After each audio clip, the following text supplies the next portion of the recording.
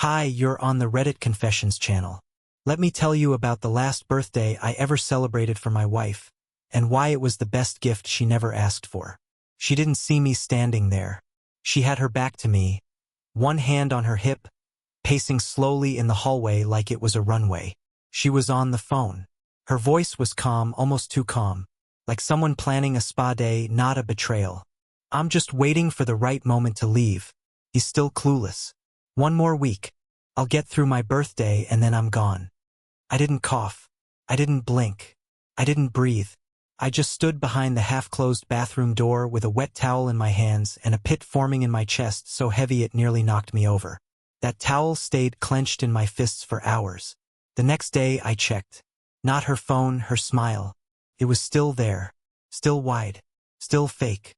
She kissed me goodbye like nothing happened. Like she wasn't making escape plans behind my back while I was folding her laundry.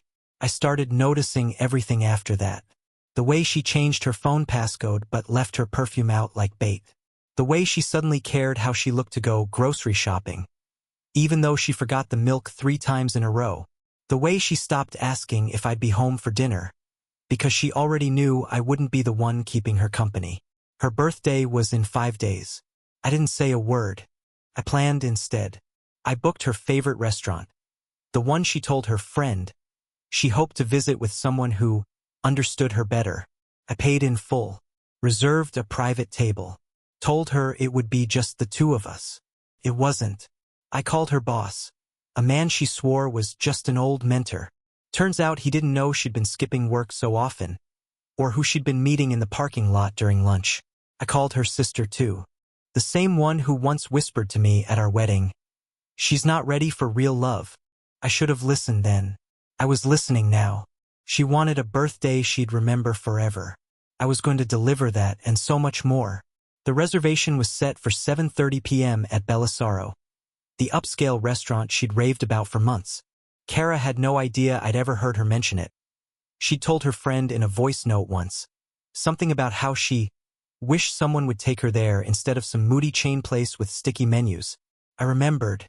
She assumed I didn't listen, but I always listened. That was the problem. I even picked a table by the window. Corner spot. Candlelight. Wine pre-selected. The works. I told her it would be a surprise. Something special. And her eyes lit up. Not for me, for the idea. Her enthusiasm was unsettling. It wasn't "can't wait to be with you." It was finally something worthy of me. I spent the day setting it up. The timing had to be exact. I made sure the waiter knew what to bring, when to bring it, and what to say. This wasn't just dinner. This was my gift, and her moment. Around 6:30 p.m., she came down the stairs in a silk dress that I had never seen before. Not once. I asked if it was new. She laughed. "Oh, this? I bought it for a wedding ages ago. You probably don't remember." I did. I remember every dress she ever wore for me. This one, it wasn't bought for me. We drove mostly in silence. She was texting someone. I was gripping the steering wheel so tightly I left fingernail marks in the leather. My stomach twisted the entire time. Not out of nerves, but because I knew what she was expecting, and what was really coming.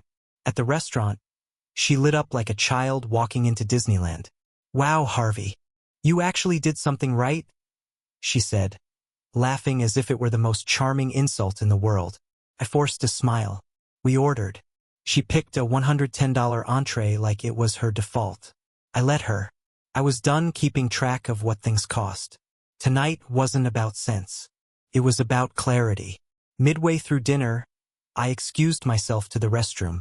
But I didn't go there. I slipped outside, walked around the building to the back parking lot, and waited just like we planned. At exactly 8:05, a black sedan pulled up. Out stepped the man she'd been calling Jay in her texts. I recognized him instantly, even though I had never been properly introduced. It was her coworker. The one she swore had a fiancé in another state. The one she promised she never saw outside of meetings. The one whose cologne I smelled on her scarf 2 weeks ago. He fixed his collar, checked his teeth in the rear view, and walked confidently toward the front entrance. "Ready for the after party," she hinted at in that last text I read over her shoulder when she thought I was asleep. Except he didn't find her at the door. He found her parents, and her boss, and the woman from HR. I had invited them all. The thing about betrayal is that it isn't always loud. Sometimes it walks into a room in designer shoes, wearing a smirk, convinced the world revolves around it. That was Kara, sitting at our reserved table, sipping imported wine like it was earned, not gifted. She didn't notice I was gone for longer than a restroom break. She was too busy rehearsing her next life without me, one she was building in secret. But while she thought I was fumbling through a dessert menu, I was standing outside watching her little fantasy unravel. See, I'd sent those invitations days ago. I wrote them by hand. One for her mother, who always thought I was too soft-spoken to be a real man. One for her dad, who hadn't looked me in the eyes in years. One for her boss, who didn't even know Kara had been leaving early under made-up excuses about family emergencies. I also invited Melanie from HR, because nothing says memorable birthday like policy violations showing up on time. Jay, the man she was waiting for, didn't notice the others right away. He strolled in wearing a smug confidence that nearly knocked me over with secondhand embarrassment. He probably thought he was suave, untouchable. But the moment he spotted Kara at the table, and then saw the 3 other faces seated around her, his swagger faltered. Her mom stood first. Kara, who is this man? Her voice didn't rise, but it sliced through the room like glass underfoot. Kara blinked, clearly trying to form a lie, then turned and spotted Jay. Her fork dropped. For the first time in years, she didn't have a clever comeback ready. Jay looked between the guests, then at me, standing quietly just behind a nearby partition. I didn't speak. I didn't need to. Melanie stepped forward and placed a small, sealed envelope on the table. Kara, I'd like to discuss the days you logged as medical leave. Her tone was professional, cold, devastating. You were seen exiting a hotel at 2:17 p.m. last Friday. We have surveillance, and I assume that's not your husband. Her father turned red, not angry, embarrassed. Her mother covered her mouth. Jay tried to step away, but I had already texted the restaurant's manager to delay opening the exit doors for technical reasons. He was stuck. Kara looked at me now, truly looked at me, and I saw it. Not guilt, not sadness, fear. Because she realized I hadn't raised my voice, I hadn't thrown plates, I hadn't left. I stayed calm and quiet, and that's when she knew she'd lost control. I walked to the table, pulled something from my pocket, and placed it gently beside her plate. It was a photo, one I had printed that morning. In it, she was wrapped in Jay's arms, smiling like a teenager sneaking out after curfew. The timestamp was clear, so was the location. Then I said it. Just 5 words. Happy birthday. You earned this. The moment I dropped the photo, the entire room changed. Kara didn't speak right away. Her mouth opened, but nothing came out. Like her brain was trying to pick a lie from a list but couldn't find one fast enough. Jay, meanwhile, backed away as though the air had turned toxic. Maybe for him it had. He looked around like he wanted someone, anyone, to defend him. But there was no one. Not even Kara. Her mother stood frozen. One hand clutched around her wine glass so tight I thought it might shatter. Her father cleared his throat and sat back down, elbows on the table, head lowered. Not in shame for her, but in shame for not seeing it sooner. The man had walked her down the aisle years ago, convinced she'd grow into the kind of woman who honored vows. Instead, she'd become the kind of woman who used anniversaries as decoys. Kara finally found her voice, but it cracked like a cheap plate. Harvey, this isn't what you think. That's the classic opening, isn't it? The desperate pivot. But even that sounded unconvincing because this was exactly what I thought. And much worse. I didn't respond, just stood still. Let the silence work for me. Then she said the thing I'll never forget. Not because it hurt the most, but because of how stupid she thought I was. It was just emotional, not physical.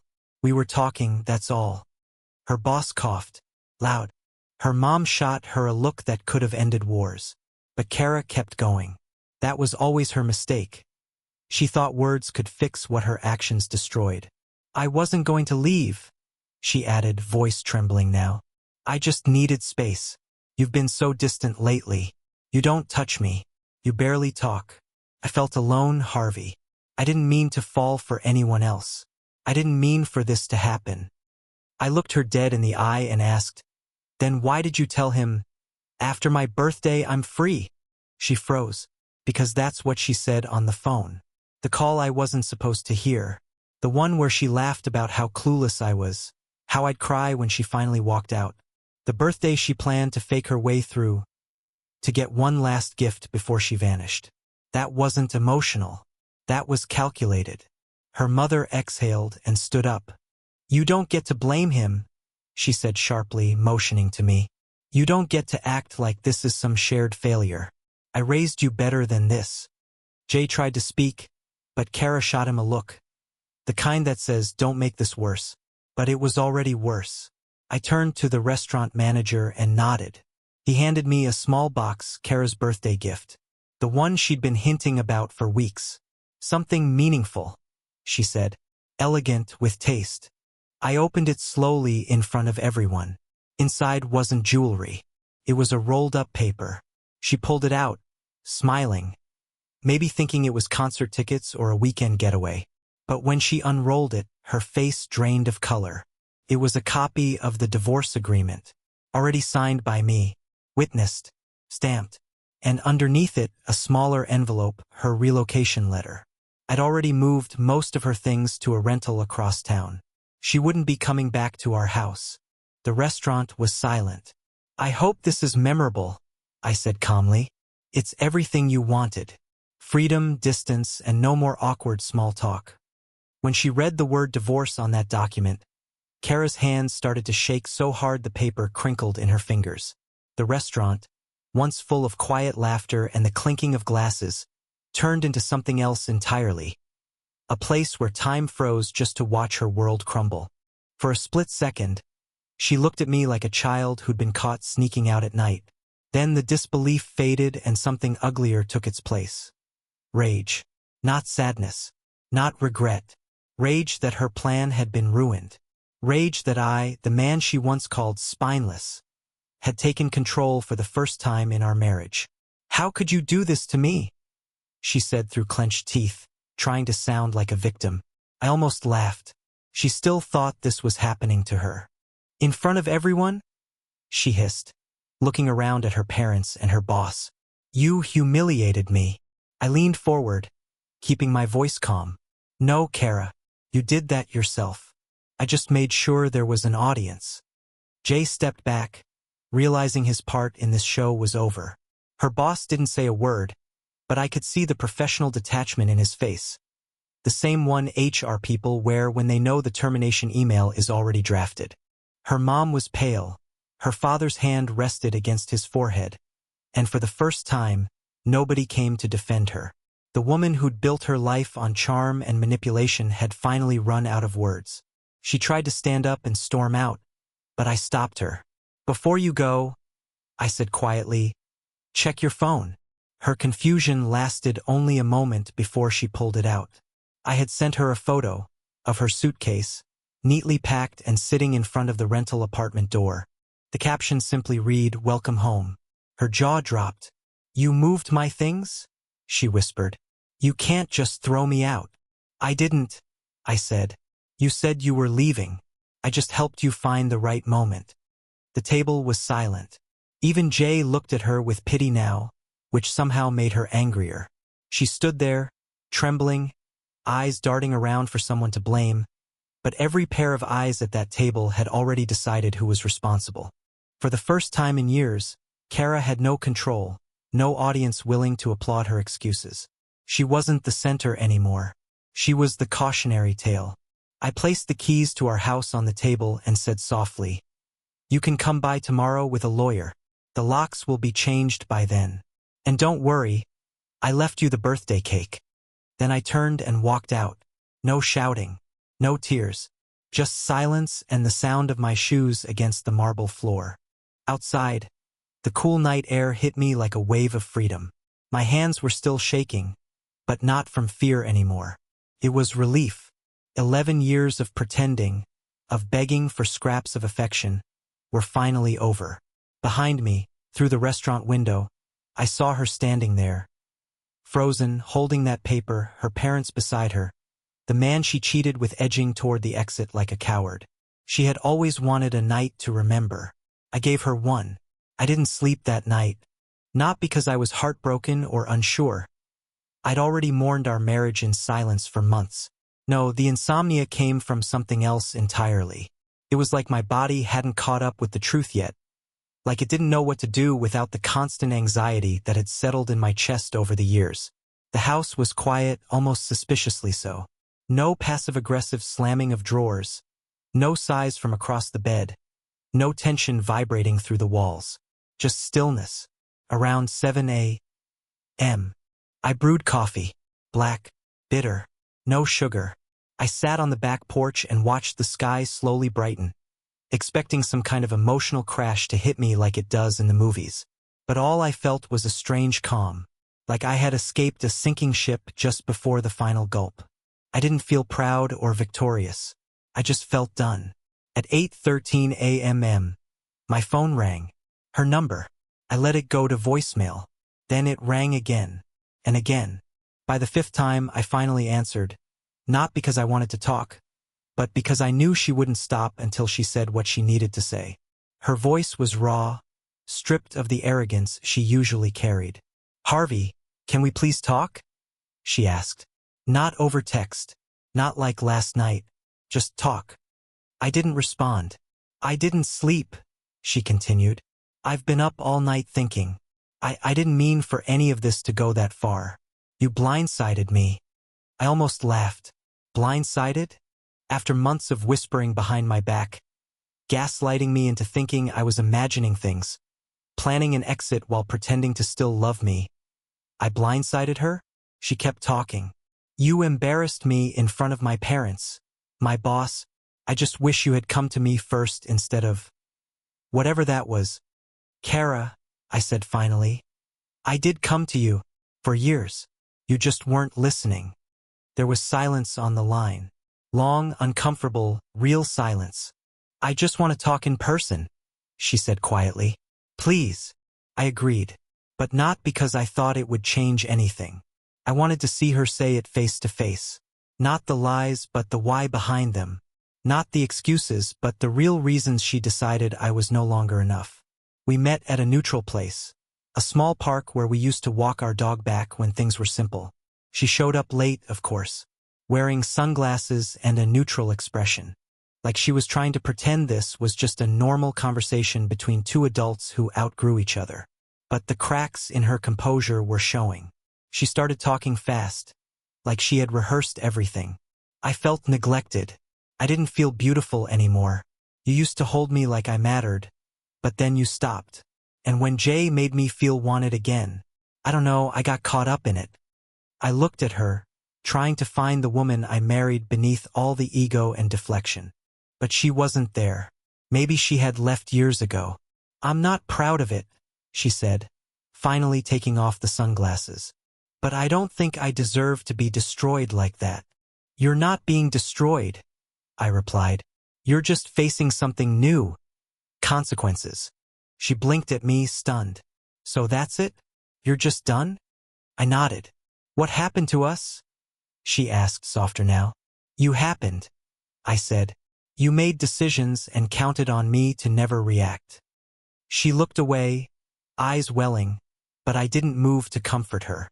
I used to be the man who rushed to fix her sadness, even when she caused it. Not anymore. Before she left, she asked one last question. "Did you ever love me?"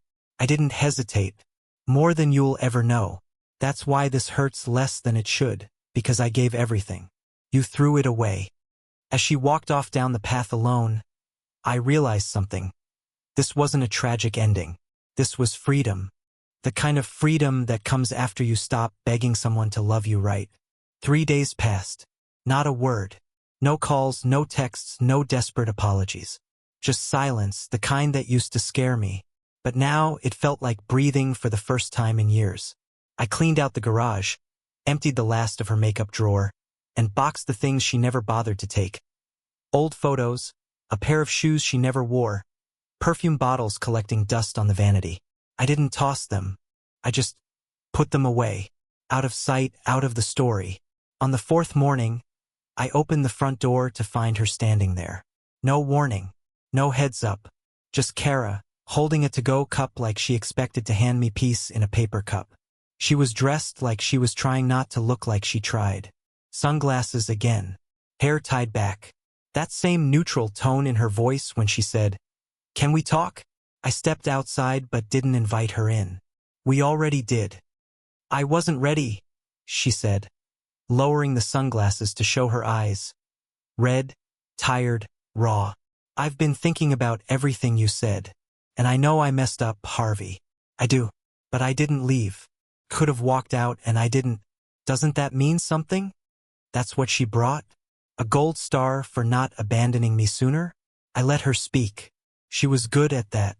Kara always had the kind of voice that could melt through logic when she wanted something. She apologized, sort of. Claimed she wasn't in love with Jay, that it was a mistake she got caught up in. But deep down, she still believed we were salvageable. "We've built too much to throw it away," she said. I almost asked if she meant we or me. Then she said the thing I didn't expect. "I've already told my parents I'm moving back. They said you'd need time, but that I should be patient. I know I broke your heart, Harvey, but I'm here now." I stared at her, stunned. "You told your parents you're moving back?" She nodded.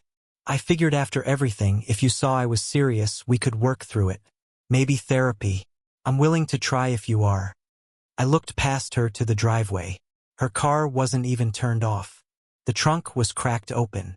There were 2 suitcases in the back. She didn't come here to ask. She came expecting to walk back into my life like a sitcom arc. She thought she could fall from grace, hit the floor, and bounce right back into her old seat. "I don't think you get it," I said slowly. "This isn't a phase. This isn't something I'm cooling off from. This is over." Her face crumbled. She looked at me like I'd slapped her.